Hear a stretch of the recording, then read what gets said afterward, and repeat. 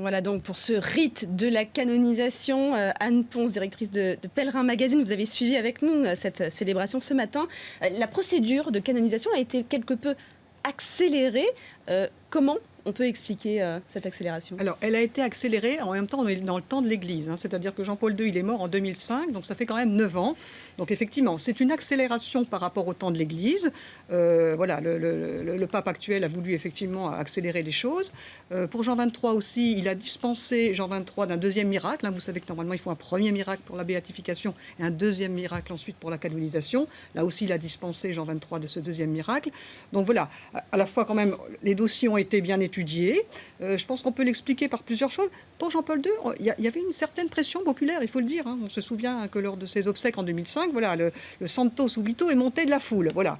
En même temps, l'Église a pris quand même un peu de temps pour étudier les dossiers. Mais je pense que voilà, l'accélération, c'était aussi voilà, la volonté de canoniser les deux papes en même temps. Et puis peut-être aussi, maintenant, ça permet de passer à autre chose. Je crois que ces deux papes étaient canonisés par l'ensemble de la foule des catholiques depuis bien longtemps. Le pape en a pris acte, voilà.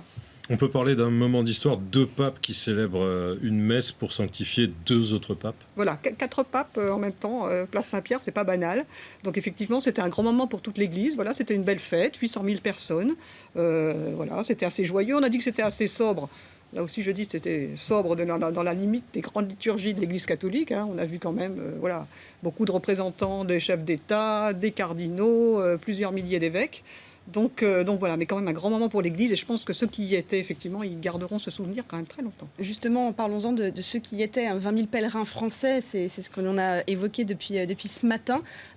C'est important pour les pèlerins d'être au plus près de ce genre d'événements. On l'a vu, il y a eu des retransmissions un peu partout en France, mais vivre les événements sur place, évidemment, c'est autre chose. C'est autre chose. Je vais faire une comparaison peut-être un peu sacrilège. Là, on parle foot en même temps. C'est complètement différent. Les gens qui auront été au match où le PSG va être peut-être sacré, et puis ceux qui auront vu ça devant leur poste de télévision, toute chose égale par ailleurs. Je pense que pour une canonisation, c'est la même chose. Bon, quand on est devant son poste de télévision, on a quand même cette émotion, mais quand on est sur place, c'est irremplaçable. Merci beaucoup Anne Ponce d'avoir été avec nous. Vous êtes directrice du Pèlerin Magazine. On le rappelle, la météo de Sandra Larue, et on se retrouve tout de suite.